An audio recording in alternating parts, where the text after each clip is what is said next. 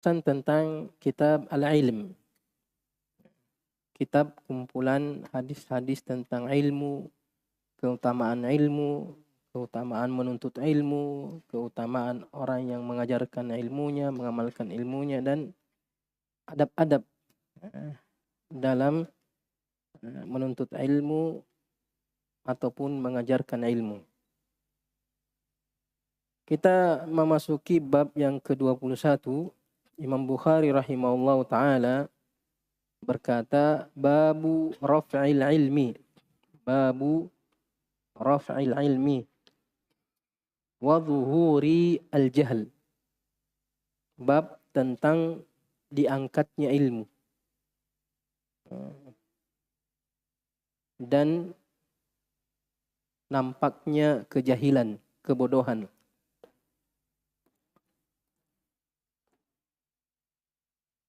Bab ini berkaitan dengan bab sebelumnya.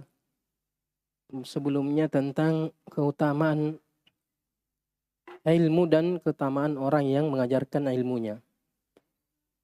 Yang mana di dalam bab tersebut Nabi menggambarkan bahwasanya ilmu yang Allah turunkan berupa hidayah, risalah yang diberikan kepada Nabi SAW dan diperintahkan, ditugaskan untuk menyebarkannya di muka bumi ini, itu Nabi gambarkan seperti air hujan yang turun membasahi bumi.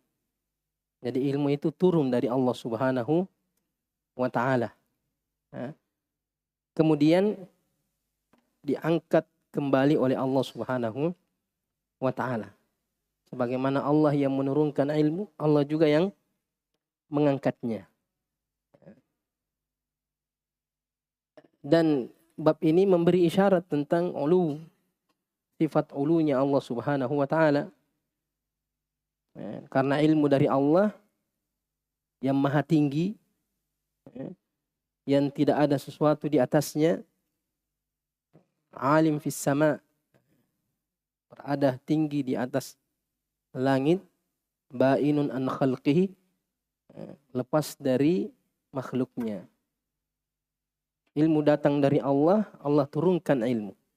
Berarti isyarat bahwa ilmu itu isyarat bahwa Allah itu di atas. Setelah Allah menurunkan ilmu, Allah akan mengangkatnya kembali. Sehingga ketika ilmu itu diangkat, maka yang tersisa di muka bumi ini hanya kejahilan, kebodohan. Dalam bab ini Imam Bukhari menyebutkan dua hadis tapi dari perawi yang sama, dari Anas bin Malik, dan satu athar dari seorang tabi'in dengan cara muallaq yang tidak disebutkan sanadnya secara utuh. Imam Bukhari rahimahullah mengatakan waqala Rabi'ah. Imam Bukhari tidak bertemu dengan Rabi'ah. Berarti ada perantara antara Imam Bukhari dengan Rabi'ah. Ada sanad yang digugurkan. Makanya dikatakan muallaq, karena hadis muallaq hadis yang dijatuhkan sanadnya mulai dari gurunya penulis. Satu perawi atau dua secara berturut-turut. Antara Imam Bukhari dengan Rabi'ah itu beberapa orang. Rabi'ah ini bernama Rabi'ah bin Abi Abdurrahman Ar-Rukh. Rabi'ah bin Abi Abdurrahman. Abu Abdurrahman namanya Farrukh. Abu Uthman Al-Qurashi. Abu Uthman Al-Qurashi rahimahullah. Dia dikenal dengan Rabi'ah Ar-Ra'i. Rabi'ah Ar-Ra'i. Ar-Ra'i itu artinya logika. Karena beliau termasuk ulama tabi'in. Dia thiqah dalam periwayatan hadis. Dia ahli fiqhi di kota Madinah. Dan dia lebih banyak mempergunakan logikanya dalam menetapkan hukum. Makanya digelari dengan ar-ra'i. Dan sebagian ulama menghindari, menjauhi Rabi'ah bin Abi Abdurrahman ini disebabkan karena logikanya. Terlalu sering berlogika. Terlalu banyak mempergunakan logikanya sehingga sebagian ulama menjauhinya. Beliau wafat tahun 136 Hijriah atau setelahnya. Rabi'ah berkata, la yambaghi li ahadin indahu syai'un minal ilm. Tidak pantas bagi seseorang yang memiliki sedikit ilmu. Ada ilmu yang dia miliki, pernah menuntut ilmu. Allah berikan kepadanya ilmu. Tidak pantas bagi seseorang yang memiliki ilmu ayyudayya nafsah.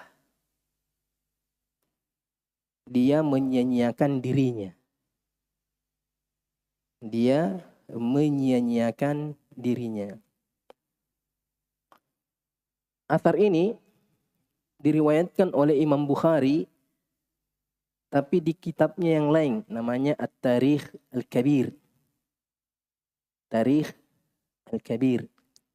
Imam Bukhari punya 2 tarikh atau 3. Tarikh Kabir, Tarikh Awsat, Tarikh As-Saghir. Tarikh Kabir ini kitab yang berisi biografi perawi-rawi. Biografi para perawi hadis. Diawali dengan sedikit sejarah tentang Nabi SAW, kemudian beberapa sahabat dan perawi-perawi hadis yang lainnya. Tarikh Al-Kabir. Setelah menyebutkan biografi perawi, biasanya Imam Bukhari menyebutkan hadis atau menyebutkan athar dari sahabat atau dari tabi'in. Di antaranya athar ini, ucapannya kitab At-Tarikh Al-Kabir ini dikarang oleh Imam Bukhari ketika berumur 18 tahun. Umurnya 18 tahun. Dia sudah membuat biografi perawi hadis sekitar 3.000 ratusan lebih perawi hadis dari hafalannya. Itu bagaimana keilmuannya. Kita umur 18 tahun, apa yang kita kerja? Jadi Imam Bukhari meriwayatkan athar Rabi'ah ini secara lengkap dengan sanadnya. Tarikh Kabir. Beliau meriwayatkan dari Abdul Aziz ibn Abdullah Al-Uwaisi. Qala haddatsana Malik. Kana Rabi'ah ibn Abdurrahman yaqul. Jadi ucapan ini diriwayatkan oleh Imam Malik. Berarti antara Imam Bukhari dengan Rabi'ah ada 2 orang. Abdul Aziz dengan Malik. Malik menceritakan kana Rabi'ah bin Abdurrahman yaqulu li Ibnu Syihab. Rabi'ah ini pernah berkata kepada Ibnu Syihab. Ibnu Syihab Zuhri. Muhammad ibnu Muslim, ibnu Abdullah, ibnu Ubaidillah, ibnu Syihab Zuhri. Rabi'ah berkata kepada Ibnu Syihab Az-Zuhri, inna halati laisa tushbihu halak. Mengatakan keadaanku, kondisiku, kata Rabi'ah, saya ini keadaanku tidak sama seperti keadaanmu wahai Ibnu Syihab. Saya beda dengan kamu. Ana aqulu bi ra'yi. Saya ini kebanyakan mengucapkan sesuatu dari pendapatku, logikaku saja.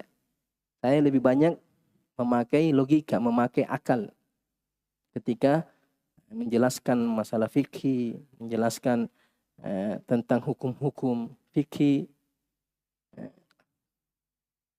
Man syaa akhadahu. Siapa yang mau mengambil pendapatku, diambil. Siapa yang mau menolaknya, ya dia tolak. Namanya juga perkataan manusia. Kata Imam Malik, kullu qaulin yu'khadhu wa yurad illa sahib hadzal qabr. Sambil menunjuk kuburannya Nabi SAW. Malik mengatakan semua ucapan siapapun yang mengucapkannya bisa diambil, bisa ditolak. Selama dia manusia. Kecuali pemilik atau yang dikuburkan di dalam kuburan ini, yaitu Nabi SAW. Jadi Rabi'ah mengatakan, saya dan kamu beda wahai Ibnu Syihab. Saya ini yang saya sampaikan hanya pendapat saja, pendapat pribadi. Orang mau ambil, ya ambil. Tidak mau, tidak apa-apa. Wa anta tuhadditsu 'anin Nabi sallallahu alaihi wasallam. Sedangkan kamu Ibnu Syihab ahli hadis. Kamu itu menyampaikan ucapannya Nabi sallallahu alaihi wasallam. Yang kamu sampaikan semuanya qala Rasulullah, haddatsana fulan qala Rasulullah. Fatuhfal. Sehingga ucapanmu dihafal oleh semua orang. Mau tidak mau dia terima. Tidak bisa dia tolak ucapanmu atau yang kamu sampaikan. Semua yang kamu ucapkan di majelismu diterima oleh manusia. Wajib mereka menerimanya. Hadis-hadis Nabi SAW. Beda saya berpendapat. Kemudian Rabi'ah mengatakan la yambagi li ahadin ya'lamu anna indahu syai'an minal ilm yudayyi'a nafsah. Tidak pantas bagi seorang yang mengetahui bahwa dirinya memiliki suatu ilmu, artinya dia punya ilmu tentang firman Allah Subhanahu wa taala, dia punya hafalan Al-Qur'an, dia punya hafalan hadis, dia punya pemahaman dalam ilmu agama, kemudian dia menyia-nyiakan dirinya. Jadi Imam Bukhari hanya mengambil kalimat terakhir dari ucapan Rabi'ah. Asar ini diriwayatkan juga oleh Al-Khatib Al-Baghdadi dalam kitabnya Al-Jami' li Akhlaqir Rawi. Al-Jami' li Akhlaqir Rawi ini termasuk kitab ilmu mustalah hadis yang bersanad. Diriwayatkan juga oleh Imam Al-Baihaqi dalam kitabnya Al-Madkhal ila Sunan. Tapi Imam Al-Baihaqi memberikan komentar, memberikan penjelasan. Beliau mengatakan wa hadzal qaulu min Rabi'ah rahimahullah, ini ucapannya Rabi'ah rahimahullah, yahtamilu ay yakuna muraduhu min dzalika tawqiral ilmi. Jadi Imam Al-Baihaqi baik ilmu yang dia miliki, jangan sampai dia berilmu tapi dia merendahkan dirinya, menyia-nyiakan ilmunya, tidak memanfaatkan ilmu yang dia miliki, kama fa'ala Malik ibn Anas, sebagaimana yang dilakukan oleh Imam Malik bin Anas. Imam Malik dia muliakan majelis ilmu. Dia kesehari-hariannya hanya menyampaikan ilmu, menyampaikan hadis dari Nabi sallallahu alaihi wasallam. Tidak menambah dan tidak menguranginya, tidak menyibukkan dengan logika-logika, karena Rabi'ah lebih sering memakai logika. Katakan kamu jangan sia-siakan dirimu sibuk dengan berlogika juga. Sampaikan ucapan Nabi sallallahu alaihi wasallam. Jangan sia-siakan ilmu yang Allah berikan kepadamu. Hadis yang kamu hafal sampaikan kepada orang lain. Itu maksud ucapan Rabi'ah. Imam Rabi'ah menasihati Ibnu Syihab supaya dia tidak merendahkan ilmu yang telah Allah berikan, sehingga dia lebih menyibukkan dengan logika, dengan perkataan orang manusia, kemudian menyanyiakan ucapan Nabi sallallahu alaihi wasallam. Karena tentunya orang terkadang lebih cenderung berlogika daripada menghafal hadis-hadis Nabi sallallahu alaihi wasallam. Paling di masa sekarang, apa itu kamu sedikit-sedikit dihafal, sedikit-sedikit dihafal. Bukan itu ilmu.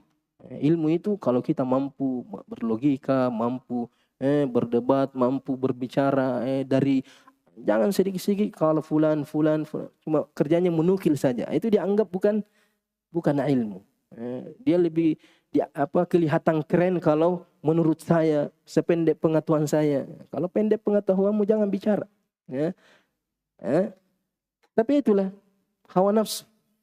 Makanya beberapa ulama mengarang kitab Dhammul Hawa, Dhammu al-Hawa, celah hawa nafsu. Di antara bentuk hawa nafsu itu berbicara tanpa ilmu, berbicara tanpa dasar, tidak ada landasannya dari Al-Quran, tidak ada landasannya dari hadis Nabi sallallahu alaihi wasallam, sehingga seenaknya dia berbicara, apa yang terbesit di pikirannya dia sampaikan, tidak peduli ini ucapannya ada ulama yang dulu pernah mengatakan hal itu atau tidak. Justru terkadang bangga kalau pendapatnya itu belum ada satupun ulama yang berpendapat seperti itu. Wah, ilmu baru ini. Dianggap suatu ilham lah, dari mana lah. Terkadang dia menafsirkan ayat, satupun ulama tidak ada yang menafsirkan ayat seperti itu. Wah, hebat ini. Ini musibah. Kalau makanya ulama mengatakan, kalau kamu memiliki suatu pendapat atau ada yang terbesik di pikiranmu yang kamu tidak punya salaf di situ, maka tinggalkan. Terkadang setan datang begitu, kita baca-baca, kayaknya ayat ini masuknya seperti ini. Tapi kamu baca, tidak ada satupun ulama yang berbicara bahwa itu maksud dari ayat tersebut. Itu maksud dari hadis tersebut. Hati-hati. Biasanya itu dari setan. Biasanya itu dari setan. Ketika sudah 1400 tahun Al-Quran dan hadis sampai kepada kita, dikaji oleh ulama, tiba-tiba ada pemahaman yang muncul nanti tahun sekarang, nanti sekarang ini, yang tidak satupun ulama berkata seperti itu. Itu sudah tanda-tanda alamat perkataan itu atau pemikiran itu menyimpang. Jadi maksud Rabi'ah adalah muliakan ilmu itu. Itu muliakan Al-Quran. Jangan sibukkan dirimu dengan kala fulan, katanya si fulan, katanya ustaz ini, katanya ini. Sibuk dengan fitnah Facebook. Ya, apa saja yang lagi viral, itu dia sibuk. Lupa muraja Al-Qurannya. Dia lebih suka muraja Facebooknya, apalagi komentar, ada lagi bantahannya ini. Tidak ada, tidak berkembang ilmunya itu. Di situ saja berputar-putar. Dan itulah yang terkadang membuat dia jenuh. Ya. Begitu juga dengan hadis Nabi, sibukkan hafal hadis-hadis Nabi SAW. Jangan mengatakan, kalau saya menghafal terus, kapan saya bicara? Kapan saya berkomentar? Kapan saya... Akan ada waktunya. Ada waktunya kita mau belajar tapi kita sudah dipaksa untuk mengajar. Tak usah terlalu terburu-buru. Man ta'ajjala bi syai'in qabla awanihi uqiba bi hirmanihi. Siapa yang tergesa-gesa ingin melakukan sesuatu padahal belum waktunya, belum masanya, maka dia akan dihukum dengan terhalang dari manfaat yang lebih besar. Belum masanya dia menyampaikan, tapi dia tergesa-gesa, akhirnya penyampaiannya tidak memberikan manfaat, tidak memberikan keberkahan, tidak memberikan faedah. Itu makna yang pertama kata Al-Baihaqi. Kemudian beliau mengatakan wa yuhtamalu ayyakuna muraduhu nashrahu fi ahlihi. Dan bisa jadi kemungkinan maksudnya Rabi'ah ini agar seorang yang memiliki ilmu itu agar senantiasa menyampaikannya, menyebarkannya. Kalau memang sudah waktunya. Ya, atau memang keadaan menghendaki dia menyampaikan ilmu yang dia miliki. Karena terkadang ada ilmu yang ringan, maksudnya nasihat, ajak untuk orang salat. Ini tidak perlu jadi ustaz untuk menyampaikan tentang wajibnya salat, tentang haramnya perkara-perkara yang maklum minad dini bid darurah. Artinya semua orang tahu, semua pelajar pemula tahu. Kita menasihati, tidak mesti harus di majelis ilmu, duduk di meja kemudian banyak tulabnya atau naik ke mimbar, tidak mesti. Ketika dibutuhkan ilmu, kita membutuhkan nasihat. Atau minimal kita murajaah bersama teman-teman kita. Mungkin ada kawan kita yang sedang gaib, sedang sakit, sedang pulang kampung. Ada pelajaran yang terlewatkan, kita sampaikan. Sebarkan. Atau kita di keluarga kita sendiri, suami sampaikan ilmu kepada istrinya, istri sampaikan ilmu. Muzakarah bersama istri dan anak-anaknya, apa yang kita tadi pelajari dari pagi jam 8 kita sampai maghrib, apa yang kita dapatkan. Jangan sampai sibuk, apalagi di belanja tadi, kue apa tadi makan, apa tadi buka puasana, itu murajaahnya. Sehingga faedahnya kurang.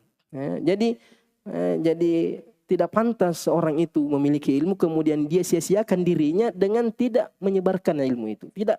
Jangan sampai ilmu itu hanya sampai ke kita saja, terputus ilmu itu untuk kita saja. Makanya ada kaitannya dengan bab sebelumnya. Bab sebelumnya adalah keutamaan orang yang menyebarkan, mengajarkan ilmu yang dia miliki.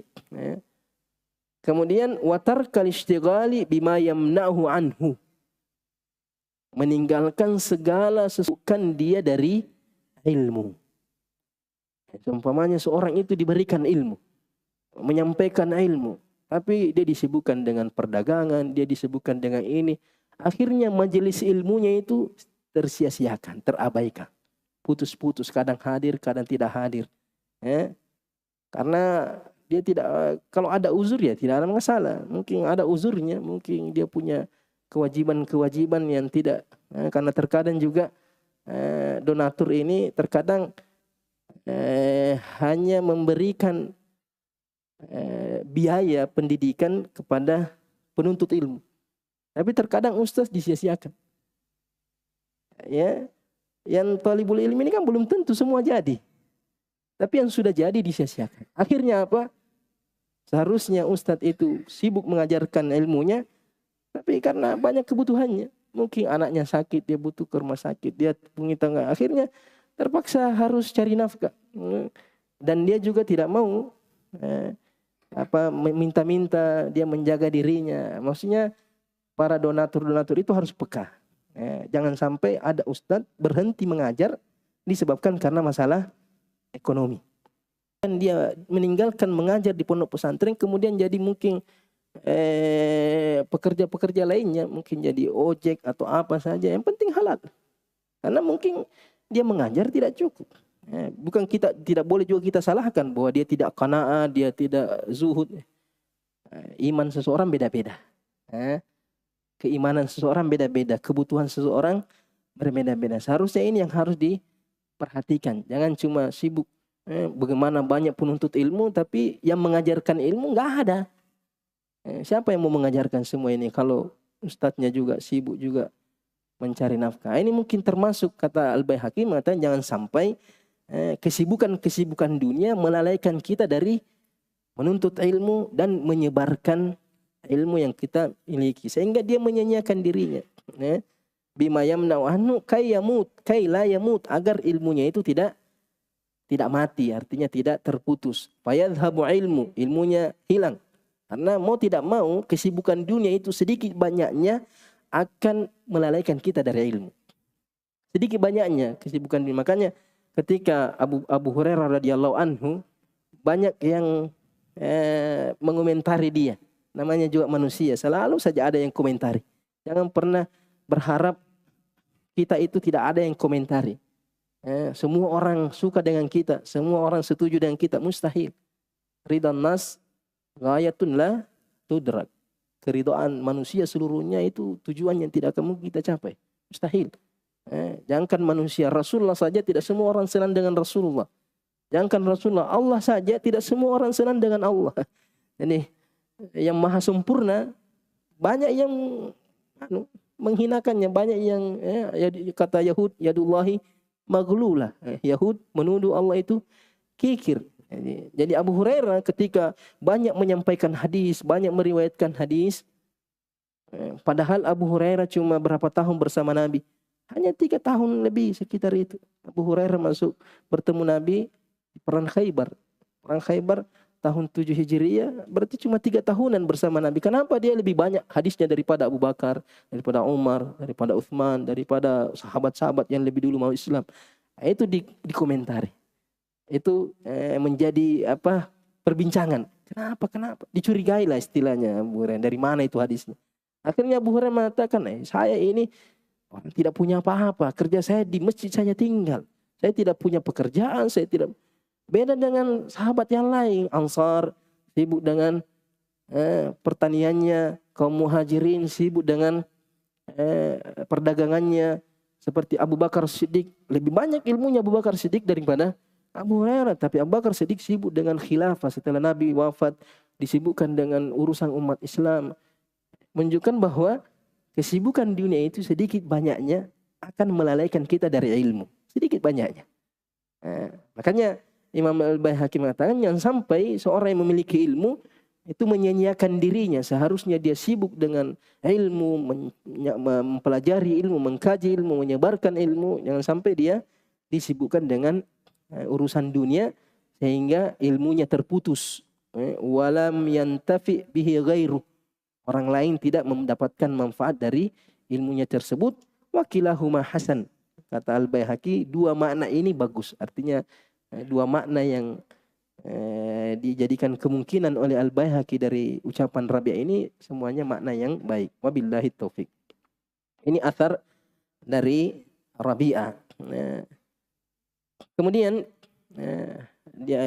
dari ucapannya Rabi'ah ini ada poin penting yang kita bisa petik, yaitu yang pertama, hendaklah seorang itu menghormati ilmu, senantiasa menghormati ilmu. Semakin besar penghormatan kita terhadap ilmu, maka semakin besar ilmu itu bermanfaat bagi kita. Jadi hormati ilmu, muliakan ilmu. Dengan cara apa? Dengan cara ikhlas menuntutnya.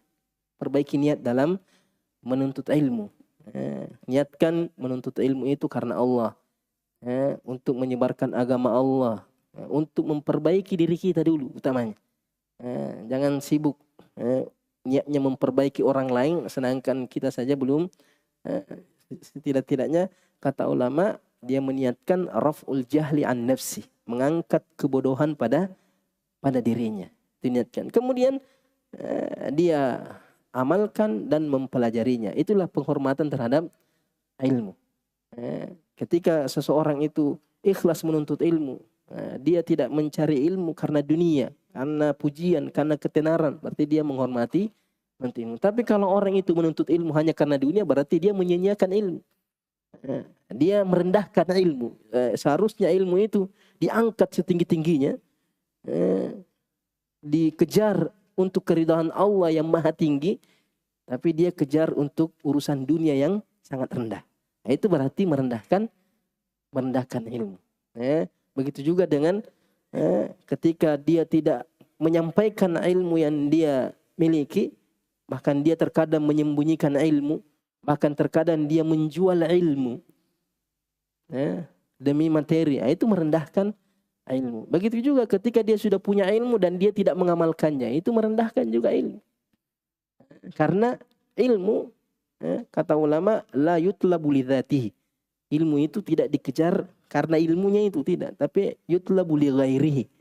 Ilmu itu dikejar untuk sesuatu yang lain, yaitu bagaimana kita mengamalkan ilmu itu. Jadi ilmu itu bukan untuk dikoleksi. Makanya Abdullah bin Abbas mengatakan, laisal ilmu bikathratir riwayah, walakinnal ilmu al khasyah. Ilmu itu bukan banyaknya hafalanmu, hafal 30 juz, hafal hadis ini, hafal kitab ini. Bukan itu intinya ilmu. Kalau cuma sebatas di kepala saja. Tapi bagaimana ilmu itu menjadikan kita takut kepada Allah Subhanahu wa ta'ala. Innama yakhshallaha min ibadihi al-ulama. Jadi ukuran seorang ulama itu khasyanya. Semakin khasyah dia kepada Allah, maka itu tanda bahwa semakin tinggi ilmunya di sisi Allah Subhanahu wa ta'ala. Tapi kalau banyak bicaranya, kuat hafalannya, detailnya, apanya semua, logikanya, tapi tidak ada khasyahnya kepada Allah, berarti tanda bahwa dia tidak punya ilmu. Makanya Rasul mengatakan, ala inni a'lamukum billah wa akhsyakum lahu. Ketahuilah saya adalah orang yang paling mengenal Allah, paling berilmu tentang Allah, dan di saat yang sama saya adalah yang paling takut kepada Allah Subhanahu wa ta'ala. Itu bentuk pemuliaan terhadap ilmu. Kemudian yang kedua di antara faedah dari ucapan Rabi'ah ini, hendaklah kita mempergunakan kesempatan dalam menimba ilmu atau menyampaikan ilmu. Ketika Allah mudahkan kita majelis-majelis ilmu, itu nikmat. Nikmat sekali. Masya Allah di tempat kita ini, masjid yang penuh berkah ini, dari pagi sampai malam, dan hampir setiap hari seperti itu. Itu nikmat besar. Nanti kita ditanya, nanti tidak ada uzur, nanti kita mengatakan saya tidak tahu, saya ini, saya tidak ada. Majelis ilmu terbuka dengan sebanyak-banyaknya. Apalagi di negeri kita ini, Masya Allah. Karena terkadang nikmat itu tidak disadari kecuali kalau sudah diangkat. Ini makanya bab ini, rafa'ul ilm. Terkadang ilmu itu kalau sudah hilang baru sadar. Seperti orang ketika sehat, jarang orang meyakini bahwa sehat itu nikmat. Kapan dia sadar bahwa sehat itu nikmat? Kalau sakit kekayaan, tidak tahu bahwa itu nikmat besar. Kapan? Kalau sudah hilang. Begitu juga dengan dimudahkannya majelis ilmu, banyaknya asatiz yang siap menyampaikan ilmu. Kalau tidak dimanfaatkan dengan baik, kita meluangkan waktu kita, mengkhususkan diri kita untuk menuntut ilmu, itu khawatir nanti ilmu itu diangkat, kita sudah menyesal. Kita sudah menyesal. Begitu juga dengan mengajarkannya. Selain memanfaatkan kesempatan menimba ilmu. Ketika dikasih kesempatan, banyak halaqah-halaqah, banyak masjid, banyak di masa dahulu mungkin 1-2 masjid saja yang mau membuka kajian-kajian sunnah. Sekarang Masya Allah kewalahan ustaz mau banyak yang mau buat kajian, datuk mana ustaz, tidak ada ustaz yang bisa mengajarkan. Itu. Ini menunjukkan nikmat yang sangat besar. Jangan sampai kita sia-siakan, manfaatkan kesempatan. Jangan sampai karena kita tidak memanfaatkannya, Allah ambil itu, Allah cabut itu nikmat, sehingga kita akan merasakan penyesalan. Kemudian yang ketiga, di antara faedah dari ucapannya Rabi'ah ini, itu tidak merendahkan diri dengan meninggalkan ilmu kemudian berpaling kepada dunia. Ketika kita sudah dipilih oleh Allah menjadi talibul ilm, atau dipilih oleh Allah Subhanahu wa taala diberikan ilmu yang bermanfaat, jangan abaikan itu, jangan tinggalkan kemudian sibuk dengan urusan dunia, menyibukkan diri, dan itu banyak. Bertahun-tahun dia di negeri Arab, di Yaman, di Mesir, di Medina, tapi pulang ada dia sampaikan ilmunya. Sibuk dengan dunia, sibuk dengan urus ini, urus itu, dengan alasan banyak, dengan alasan dia dia tidak ingin menjual ilmunya. Alasannya begitu, alasannya awalnya begitu. Saya tidak mau, saya mau membagikan ilmu ikhlas, saya bikin mapan diri saya dulu, nanti saya menyampaikan ilmu tanpa dibayar, tanpa dikasih mukafa. Besok-besoknya tidak mengajar juga, hilang ilmunya. Karena itu terkadang terbalik. Ada sudah dikasih ilmu, mau jadi pebisnis.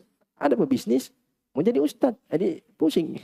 Tidak jelas. Jadi ustadznya juga berbisnis, tidak jadi pebisnis juga.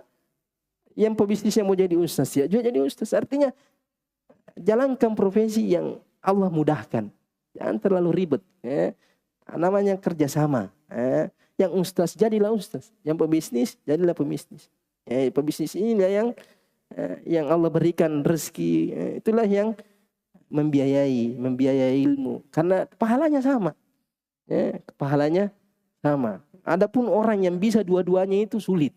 Artinya jalan dunianya, jalan juga ilmunya, itu bisa dihitung jari saja. Kebanyakan menyimpang, artinya akhirnya dia jauh dari ilmu.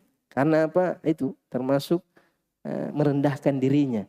Yang seharusnya dia menyibukkan dengan ilmu yang Allah berikan, tapi dia lalaikan atau dia tinggalkan dengan mengejar perkara-perkara dunia.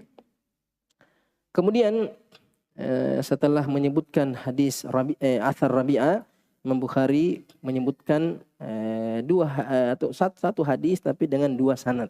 Satu hadis tapi dengan 2 sanad. Yang pertama, Imam Bukhari mengatakan haddatsana Imran ibnu Maisarah. Imran ibnu Maisarah. Maisarah ini nama laki-laki. Sampai masyarakat kau bilang nama perempuan. Sama seperti terkadang nama Arab itu bisa 2, seperti Juwairiyah. Juwairiyah ada laki-laki, ada perempuan. Sama seperti Ridha. Ridha itu ada laki-laki, ada perempuan. Jadi tidak semua yang tamarbuta itu berarti perempuan.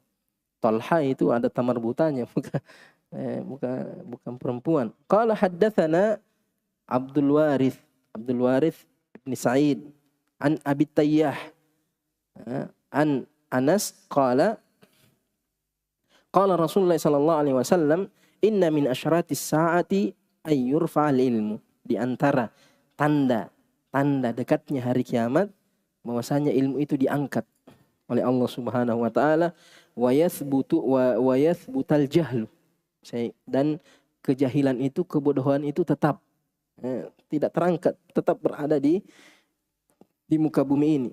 Wa yushraba al-khamru. Khamar diminum. Tidak ada lagi orang rasa takutnya minum khamar, bahkan dijual secara legal, dibolehkan oleh orang-orang. Artinya bukan lagi perkara sembunyi-sembunyi itu minum khamar. Wa yadhhara az-zina, kemudian nampak perzinahan. Kemudian sanad yang kedua, Imam Bukhari mengatakan haddatsana Musaddad ibn Musarhad qala haddatsana Yahya ibn Sa'id al-Qattan an Syu'bah bin al-Hajjaj Abu Bistan an Qatada ibn Di'amah an Anas bin Malik qala la uhadditsannakum haditsan la yuhadditsukum ahadun ba'di. Saya akan menyampaikan kepada kalian satu hadis yang mana tidak ada orang yang akan menyampaikan kepadamu setelah. Artinya setelah itu tidak ada, karena Anas bin Malik ini di antara sahabat yang paling terakhir wafat. Di antara sahabat yang paling terakhir, bahkan dia yang paling terakhir wafat di Madinah. Di sahabat yang terakhir wafat di Madinah adalah Anas bin Malik. Yang saya akan sampaikan hadis sudahnya tidak ada lagi, artinya tidak ada lagi sahabat Nabi yang menyampaikan hadis ini kepada kalian. Sami'tu Rasulullah sallallahu alaihi wasallam yaqul, saya mendengar Rasulullah sallallahu alaihi wasallam bersabda, min asyratis sa'ah ayyaqilla al-ilmu. Di antara tanda hari kiamat, ilmu itu semakin sedikit. Kenapa? Karena sudah diangkat oleh Allah Subhanahu wa taala, yang sudah ada diangkat, dan yang turun tambah sedikit. Wa yadhharal jahlu, dan semakin nampak kejahilan. Karena dua ini tidak bisa bersamaan. Di mana diangkat ilmu berarti jahal ada. Ketika jahal diangkat berarti ada ilmu. Wa yadhharaz zina, nampak perzinahan, artinya merajalela perzinahan. Wa takthura an-nisa, semakin banyak perempuan, wanita. Wa yaqilla ar-rijal, sedangkan laki-laki itu berkurang sedikit. Hatta yakuna li 50 imra'atan al-qayyimu al-wahid, sampai 50 orang wanita yang mengayominya cuma satu, yang mengurus urusannya. Nanti ada penjelasannya. Ini hadis Nabi Shallallahu Alaihi Wasallam yang diriwayatkan oleh Imam Bukhari. Ada beberapa faedah yang bisa kita petik dari hadis ini, bahwasanya masalah hari kiamat itu tidak ada yang tahu kecuali Allah Subhanahu wa taala. Nabi hanya menyampaikan tanda-tandanya saja. Allah Subhanahu wa taala hanya mengabarkan kepada kita tanda-tandanya. Makanya kalau ada yang mengaku-ngaku tanggal sekian, hari sekian, bulan sekian kiamat, itu pendusta, itu pembohong. Karena kata Rasulullah, mal mas'ulu anha bi'alama minas sa'il. Tidaklah yang ditanya lebih mengetahui daripada yang bertanya. Artinya kamu saja Jibril tidak tahu, apalagi saya.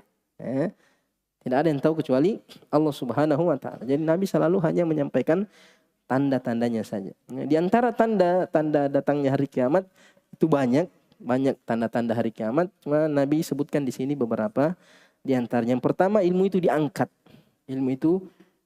Bagaimana bentuk diangkatnya ilmu? Bagaimana Allah mengangkat ilmu? Yang pertama, ilmu itu diangkat dengan diwafatkannya ulama. Diwafatkannya ulama. Hanya termasuk nikmat ketika banyak ulama-ulama sunnah yang tersebar. Banyak ulama-ulama sunnah di sekitar kita. Itu nikmat besar. Tanda bahwa ilmu itu masih ada.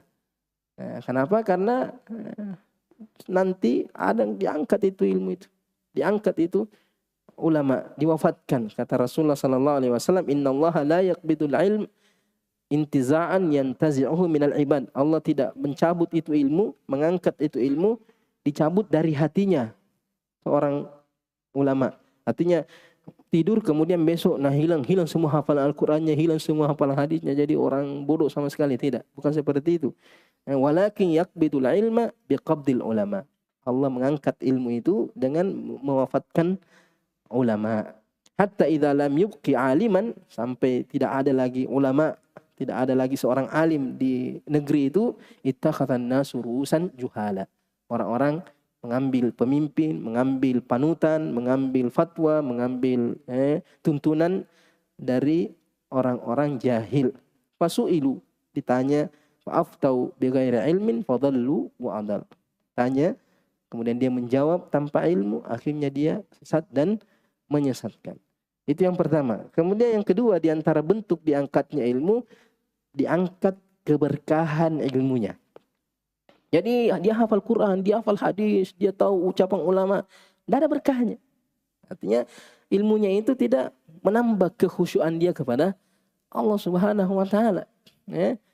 Bukan ilmu yang mewariskan khasyah, bukan ilmu yang mewariskan amal, tapi hanya sebatas penampilan saja, gaya saja, atau bahkan hanya untuk mengejar dunia dengan ilmu yang dia miliki.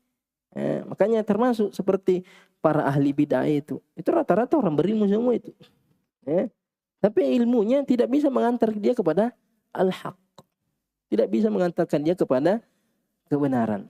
Seperti contohnya di sini, seperti di Sahih Muslim itu tentang Qadariyah, ketika Yahya bin Ya'mar itu datang menemui Abdullah bin Umar ketika di musim haji. Mengatakan innahu qad dhahara qibalana nasun yaqra'una al-Qur'an.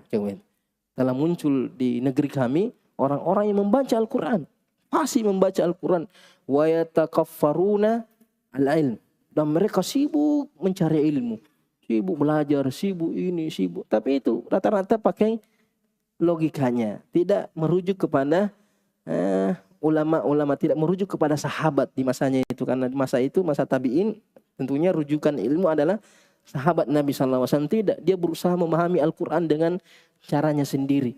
Mengatakan apa susahnya, Al-Quran bahasa Arab, saya pandai bahasa Arab, kenapa harus katanya fulan, katanya ini, kata apa? Nahnu rijal wahum rijal. Mereka laki-laki, mereka manusia, kita jauh manusia, mereka berakal, kita jauh berakal. Kenapa harus capek-capek menukil-nukil pendapat mereka itu? Akhirnya apa? Tersesat. Jadi mereka sibuk dengan ilmu, mengkaji ilmu, mempelajari ilmu. Wa dzakara min sya'nihim, kemudian dia sebutkan keadaan mereka, wa annahum yaz'umuna alla qadar. Mereka menganggap bahwa tidak ada takdir. Allah tidak menciptakan, Allah tidak menakdirkan sesuatu, annal amra unuf. Sesuatu itu terjadi begitu saja. Artinya bukan Allah yang menginginkan, bahkan Allah tidak tahu sesuatu itu kecuali kalau sudah terjadi. Nah, ini musibah. Jadi mereka sibuk dengan ilmu, merasa dirinya berilmu, merasa dirinya talibul ilmi, tapi kerjanya ghibah, sibuk mengkoreksi ulama ini, mengkoreksi ustaz ini, sibuk dengan fitnah. Tidak menyibukkan dirinya dengan al-amal, tidak menyebutkan dirinya dengan mempelajari ilmu, menyampaikan ilmu, tapi sibuk qala fulan, qila wa qal. Makanya di antara yang dimakruhkan ini, innallaha karihalakum qila wa qal. Apa artinya qila wa qal? Katanya si fulan, katanya ini, katanya itu, begitu terus. Al-ilmu qala Allah, qala Rasulullah, kemudian al-amal. Kemudian di antara bentuk diangkatnya ilmu itu diangkatnya penghormatan terhadap ilmu. Artinya banyak ilmu, banyak orang yang berilmu, tapi penghargaan manusia kepada orang yang berilmu itu kurang. Tidak ada penghargaan terhadap ilmu. Banyak ulama tapi disia-siakan. Tidak diambil ilmunya, tidak dimuliakan sesuai dengan yang pantas. Disia-siakan, bahkan terkadang dihinakan, dicela, direndahkan, difitnah, dituduh sembarangan. Itu tidak ada penghargaan terhadap ilmu. Makanya Nabi SAW sebagaimana hadisnya Abs Al-Ghifari radhiyallahu anhu mengatakan, badiru bil mauti sittan, segeralah mati sebelum datang 6 ini. Jadi kalau mau mati memang mau kok. Tapi jangan bunuh diri. Artinya seandainya boleh minta mati, ini mati segera sebelum datang yang 3 ini. Artinya semoga kita tidak dapatkan ini 6 ini. Karena tidak boleh orang minta supaya dimatikan cepat, tidak boleh. Tidak boleh seorang meminta dimatikan. Tapi saking parahnya ini 6 ini, artinya kalau bisa mati cepat. Jangan takut mati, karena banyak orang takut mati. Yang sibuk dengan dunia gara-gara takut mati. Yang pertama, imrata as-sufaha. penguasa, pemimpin yang safih, yang jahil. Tidak, jangankan urusan agama, urusan dunia saja tidak tahu juga. Artinya dia jadi pemimpin itu karena tidak tahu. Kenapa bisa dia jadi pemimpin? Tidak tahu apa keahliannya. Jadi di masa sekarang seperti itu. Yang penting ada uang. Itu jago cerita. Viral kok. Bahkan orang yang paling jahil di dunia bisa jadi pemimpin. Tidak ada masalah sekarang. Ini musibah sudah. Bagaimana bayangkan kalau yang memimpin kita itu orang yang tidak tahu sama sekali. Tidak tahu urusan agama. Tidak tahu juga urusan dunia. Itu musibah. Kemudian yang kedua, wa kathrata asyurat. Banyak ajudan, banyak algojo, banyak. Karena itu, karena pemimpinnya jahil, pasti banyak musuhnya. Makanya akhirnya banyak pengawalnya. Karena takut, salah keluar sedikit, takut sembunyi-sembunyi. Oh, pokoknya anunya semua itu, penjaganya semua. Sebagian ulama menafsirkan banyak kezaliman dari aparat keamanan. Itu menzalimi, memukul, merendahkan orang yang tidak berhak. Kemudian yang ketiga, wabai al-hukmi, jual beli hukum. Bayar berapa, halas kamu dapat. Zaman sekarang. Ya, siapa yang punya paling banyak uangnya bisa beli pengacara yang paling hebat, sudah dia itu. Dia yang menang. Penting ada uang saja. Kemudian selanjutnya wastighfafan biddam. Menyepelekan, menggampangkan darah itu. Disenggol sedikit mati. Ada orang ditagih saja hutangnya mati sudah itu. Artinya terkadang ada orang kenapa nak bunuh kan? Tahu. Pokoknya mau. Artinya terlalu mudah itu darah. Gampang sekali orang mati sekarang. Kita lihat. Lihatlah. Kemudian waqati'atir rahim. Ini juga banyak memutuskan silaturahim. Hanya gara-gara sepele. Hanya gara-gara tidak dikembalikan utangnya 100.000, sudah putus hubungan. Hanya gara-gara warisan. Apa saja, gampang sekali. Mungkin karena dia upload foto, tidak ada yang jempol, putus hubungan silaturahim. Atau dicela, diejek sedikit anaknya atau apa. Banyak sekali orang memutuskan silaturahim, tidak tahu apa sebabnya. Tidak tahu apa sebabnya. Mungkin tersinggung saja, mungkin ada kata-katanya. Kemudian ini yang saya inginkan, yang saya maksud ini. Wa nashwan yattakhidunal Qur'ana mazamir. Pemuda yang menjadikan Al-Quran itu sebagai seruling. Yuqaddimunahu yugannihim. Mereka didahulukan. Artinya yang jadi penilaian, yang menjadi imam itu yang paling merdu suaranya. Itu yang kriteria utama. Jadi biar tidak bagus tajwidnya, panjang pendeknya terledak di belakang pintu panjang pendeknya. Makhraj hurufnya yang penting. Yang penting iramanya dulu. Majikin nenemu.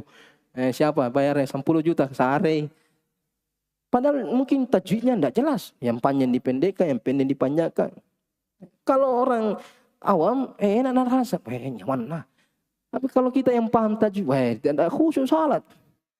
Ya, apalagi kalau makhraj hurufnya sudah lari-lari juga. Ini zaman sekarang ini. Jadi kalau mau jadi imam itu yang seleksi pertama itu nadanya, nyanyiannya, danduknya itu kalau bajik yanunna, tajwidnya belakang. Ilmunya tentang hukum-hukum bacaan itu nomor sekian lah. Tidak wajib, tidak mesti. Makanya terkadang kau melihat lebih mahal itu yang merdu daripada yang fasih. Mungkin yang fasih ini datar kebacaannya, tapi fasih. Tidak laku itu. Tidak laku, mengantuk orang kalau dia jadi imam. Jadi kata Rasulullah, wa nashwan yattakhidun al-Quran. Pemuda yang menjadikan Al-Quran sebagai nyanyian. Yuqaddimunahum, mereka mendahulukan orang-orang seperti ini. Wa in kana aqalla minhum fiqhan. Sekalipun dia sedikit fikihnya. Artinya bukan lagi keilmuan yang menjadi, mungkin dia tata cara salat tidak tahu. Sifat-sifat salatnya tidak jelas salatnya, tapi nyanyiannya bagus. Lantunan Al-Qurannya bagus. Sekalipun dia tidak paham ilmu tajwid, tidak tahu apa yang dia baca. Ya. Yang seharusnya nada rendah, dia angkat tinggi. Apa hubungannya nada tinggi dengan bacaanmu itu? Karena tidak tahu artinya. Ya.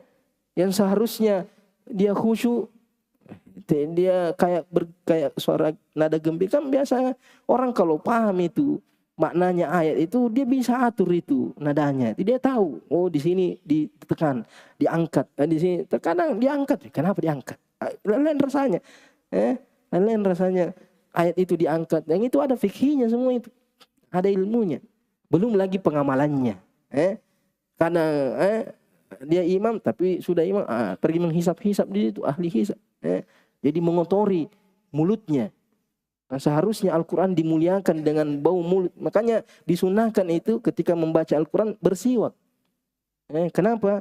Karena malaikat itu meletakkan mulutnya di mulut orang yang membaca Al-Quran. Tapi kalau bau kaluruk di situ, ada deh. Rasul mata apa? Innal malaika yata'adza bima yata'adza bihi Banu Adam. Malaikat itu merasa terganggu dengan apa yang mengganggu anak cucu Adam. Azan dulu. Sudah azan kan? Belum? Sudah azan dulu baru dilanjut sedikit lagi.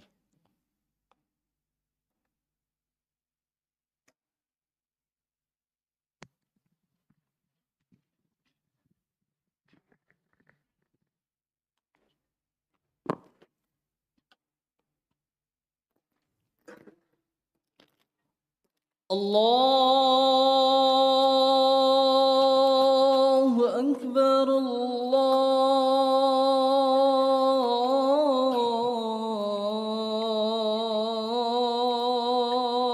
Akbar. Allahu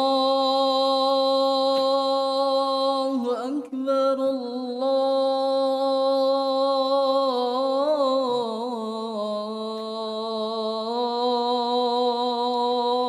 Akbar. Allahu Akbar. Asyhadu an la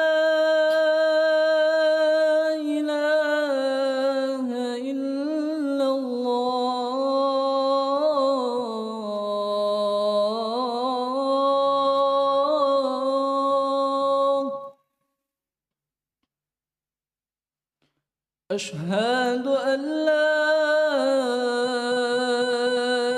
إله إلا الله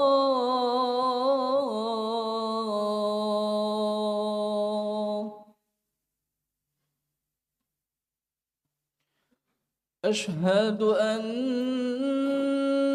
محمد رسول الله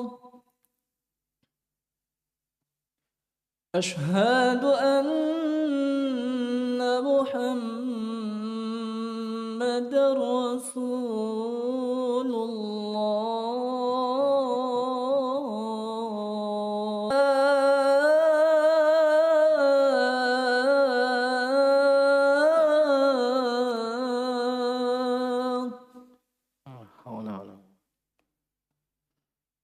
حي على الصلاة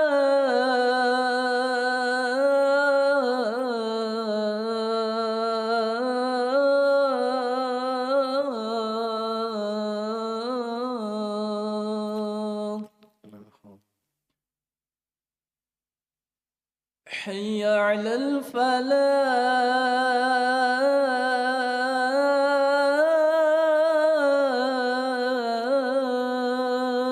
الفلاح حي على الفلاح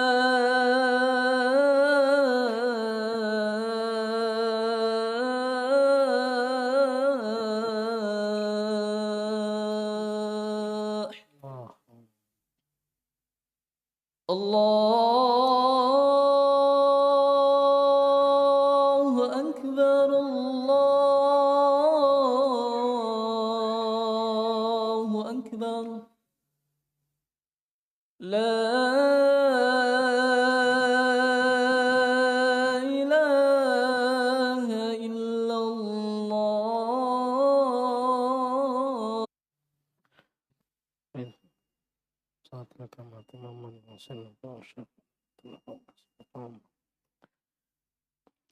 Jadi tadi dijelaskan bahwa ada 3 bentuk diangkatnya ilmu. Yang pertama, ulama diwafatkan, kemudian keberkahan dari ilmu itu yang diangkat. Kemudian ketiga, penghargaan, penghormatan terhadap ulama yang semakin berkurang. Artinya ulama itu disia-siakan. Lebih diutamakan yang tidak berilmu, sedangkan yang berilmu ditinggalkan. Makanya Nabi mengatakan, inna min asyaratis sa'ah ayyultamasal ilmu indal asagir. Di antara tanda hari kiamat itu ketika ilmu itu dikejar atau dicari dari orang-orang yang masih kecil, yang masih muda atau yang masih kurang ilmunya. Sedangkan yang senior-senior, yang kibar diabaikan, disia-siakan, ditinggalkan. Padahal ilmunya lebih matang dan lebih banyak. Kemudian di antara tanda hari kiamat yang disebutkan dalam hadis ini, kebodohan merajalela. Sebagaimana di hadisnya Abu Hurairah, sayati 'alan nasi sanawatun khadda'at, akan datang pada manusia masa-masa tipu daya, yusaddaqu fiha al-kadhib wa yukadzabu fiha as-sadiq. Pendusta dianggap jujur, yang jujur dianggap pendusta. Wa yu'tamanu fiha al-kha'in wa yukhawwanu fiha al-amin. Yang pengkhianat dikasih amanah, dikasih jabatan, dikasih kepercayaan. Sedangkan yang amanah dikhianati, dituduh pengkhianat, tidak diberikan kesempatan atau tidak diberikan jabatan. Wa yantiqu fiha ar-ruwaibidah.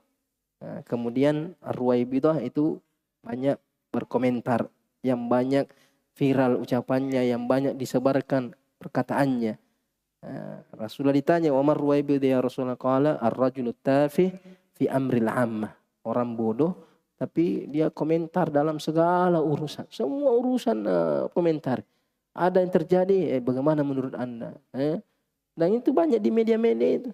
Kadang artis ditanya urusan yang dia tidak paham, bukan keahliannya. Cuma karena dia orang terkenal, sehingga apapun yang terjadi, dia dikasih kesempatan untuk berkomentar. Menurut saya begini, kalau saya sih begini, kalau saya sih begitu. Bicara tanpa ilmu, asal bicara, asal ngomong. Nah itulah tanda-tanda hari kiamat. Orang-orang yang tidak jelas dia belajar dari mana ilmunya. Dan banyak tuh orang yang ambil ilmu dari dia. Banyak juga orang yang nongkrong di situ di postingannya atau ikut menyebarkan itu. Padahal tidak tahu siapa orangnya itu. Cuma karena banyak postingan-postingannya, banyak quote-quote-nya yang dianggap bijak, yang dianggap indah kata-katanya, tapi tidak tahu dari mana, munculnya dari mana ini orang. Mungkin wujudnya saja tidak tahu. Artinya terkadang orang mengambil ilmu dari dia saja tidak tahu siapa orangnya. Yang tidak tahu, tidak pernah ketemu, tidak pernah juga, tidak tahu dari mana dia belajar. Tapi karena mungkin indah katanya, tanda hari kiamat. Ketika yang tampil itu hanya orang-orang yang bodoh, hanya orang-orang yang tidak punya keahlian.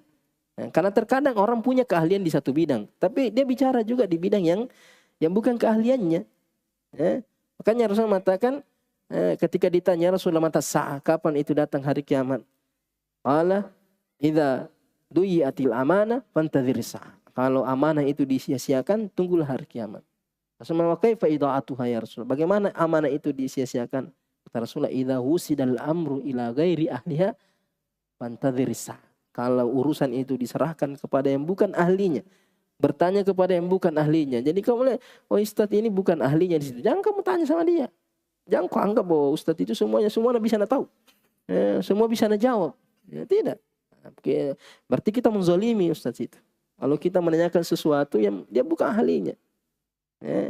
Jangan bertanya sesuatu yang kemungkinan dia punya ilmu di situ. Yang dia punya keahlian. Karena termasuk kita dapat itu hadis. Karena bertanya kepada yang bukan ahlinya berarti kita menyerahkan sesuatu kepada yang bukan ahlinya. Kata Allah, fas'alu ahla dzikri in kuntum ahli dzikri, yang ditanya, bukan siapa saja boleh ditanyai. Kadang on Google juga dia tanya juga, on Google, atau dari mana itu ilmu? Dari mana sumbernya itu Google itu, kasih keluar itu. maklumat itu. Bukan berarti tidak boleh bertanya sama Google, boleh-boleh saja. Yang penting kita tahu, oh ini sumbernya dari sini. Ini kan terkadang banyak juga membantu. Kita mau tahu fatwa-fatwa ulama, dia jelaskan. Tapi kalau dia tidak tahu, tidak ada sama sekali. Pokoknya apa kata Google, tidak tahu siapa yang bicara, apakah dalilnya. Pokoknya kata Google halal, halal. Kata Google haram, haram. Nah, ini yang tidak pandai mempergunakan media sosial. Semua orang yang berbicara dia ambil. Penting, oh bagus ini, dia ambil. Yang penting, bagus ini. Bukan bagusnya, sesuai dengan hawa nafsunya terkadang. Sesuai dengan hawa nafsunya. Dia memilih-milih ilmu itu sesuai dengan hawa nafsunya. Dan itulah diantara tanda tersebarnya kejahilan. Jadi bukan cuma yang menyampaikan jahil, tapi yang menuntut ilmu juga jahil. Tidak tahu siapa yang harus diambil ilmunya, siapa yang harus ditanya. Itu juga kejahilan juga itu. Ya. Jadi orang awam itu dia tidak wajib mengetahui dalil. Dia tidak wajib, orang awam itu tidak wajib mengetahui dalil, tapi dia wajib mengetahui siapa orang yang pantas dia tempati bertanya. Harus selektif dalam bertanya, dalam mengambil ilmu. Sehingga ketika dia mengatakan ini haram, dia bisa yakin bahwa ini keluar dari ilmu, bukan keluar dari hawa nafsu. Jadi kewajibannya orang awam itu menyeleksi siapa yang dia jadikan tempat untuk mengambil ilmunya. Makanya kata Abdullah bin Mubarak, inna hadzal ilmu din fanzuru. Mau tanya masalah fikih ini, kalau mau tanya hadis ini, kalau mau tanya tafsir ini. Sehingga dia tidak bimbang, tidak bingung. Kenapa? Karena tanya ini lain fatwanya, tanya ini lain juga, tanya pusing. Kamu sendiri kasih pusing dirimu. Karena tidak pilih siapa yang paling pantas. Kalau kamu sudah mengatakan, oh ini yang paling pantas dari kewaraannya, dari sumber ilmunya, tahu oh silsilah ilmunya di sini. Kemudian bagaimana dia mengamalkan ilmunya, waranya, bahkan sudah ini tempat saya bertanya kalau ada masalah. Bukan ada ustaz tanya-tanya mana yang paling cocok jawabannya, ini ustaz bagus ini cocok. Bukan cocok, itu hawa nafsu itu. Kemudian yang ketiga kata Rasulullah, tersebarnya minuman keras. Ini tidak perlu kita terlalu bahas panjang. Kemudian nampaknya juga perzinahan. Yang ingin saya jelaskan di sini tentang banyaknya perempuan. Kata Rasulullah di sini, kathratun nisa, banyaknya perempuan. Bahkan di riwayat yang satu itu mengatakan ali khamsi namra'atan al-qaymu wahid. Artinya karena istilahnya 50 banding 1. Apa maksudnya ini? 50 perempuan 1 laki-laki. Pertama, apa sebabnya? Kenapa di akhir zaman perempuan lebih banyak? Yang pertama itu karena tingkat kelahiran wanita memang lebih banyak. Kalau kamu pergi di rumah sakit, tanyakan dalam sebulan ini berapa laki-laki, berapa perempuan. Atau ada keluargamu yang kerja di rumah sakit, tanyakan sensusnya itu. Nah itu kamu akan dapatkan bahwa jangan kau lihat misalnya keluargamu. Jadi perempuan semua. Laki-laki tak capi di situ. Tapi laki-laki juga itu aja perempuan saya ingat. Aduh. Sudah sedikit laki-laki, yang laki-lakinya lagi, wah, berkurang lagi ke laki-lakiannya. Tambah sedikit itu. Karena terlalu glowing apa. Astagfirullahaladzim.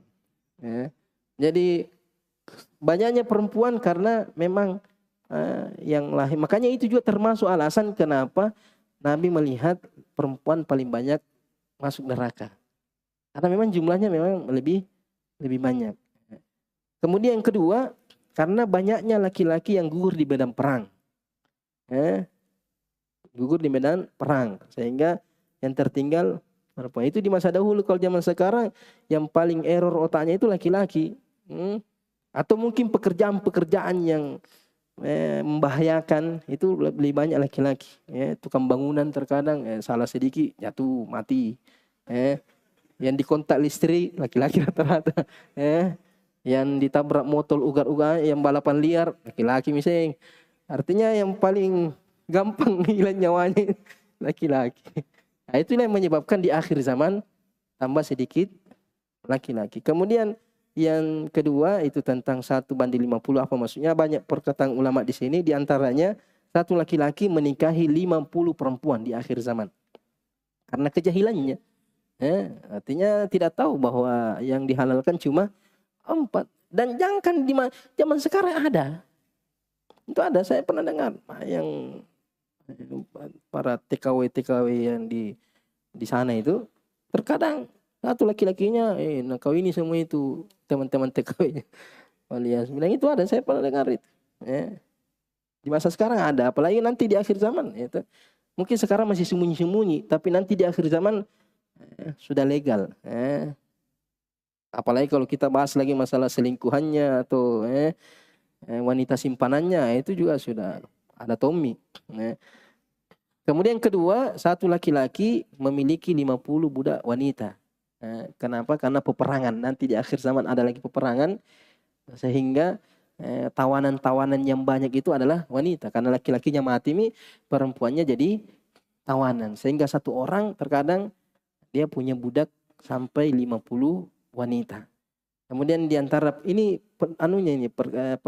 ijtihadnya ulama, artinya bisa benar bisa Allahu alam, Allah yang tahu bagaimana, karena ini masalah perkara gaib. Yang jelas Nabi mengatakan nanti itu 1:50, cuma maksudnya apa ini yang disebutkan ulama. Kemudian di antaranya satu laki-laki dikejar 50 wanita untuk dikawini.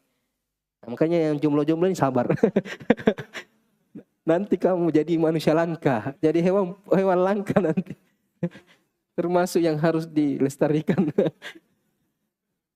Sekarang kamu pusing cari-cari, nanti kamu ini, nanti di akhir zaman, tapi jangan, mudah-mudahan tidak sampai di situ. Jadi satu laki-laki itu dikejar oleh 50 perempuan untuk dinikahi. Tapi ya banyak yang takut. Yang keempat, satu laki-laki mengayomi 50 wanita dari keluarganya. Sebenarnya artinya saking banyaknya perempuan, artinya satu laki-laki dia istrinya 4 seumpamanya. Kemudian anaknya lagi perempuan banyak tahun dari istrinya, belum lagi sepupu-sepupunya, belum lagi, dan dia yang mengurus, yang menafkahi, yang memenuhi, menjaganya, itu maksudnya satu laki-laki dalam satu keluarga, itu satu keluarga, rumpun keluarga, perempuannya sebanyak 50 orang itu. Kemudian terakhir diantaranya ini cuma diantaranya saja.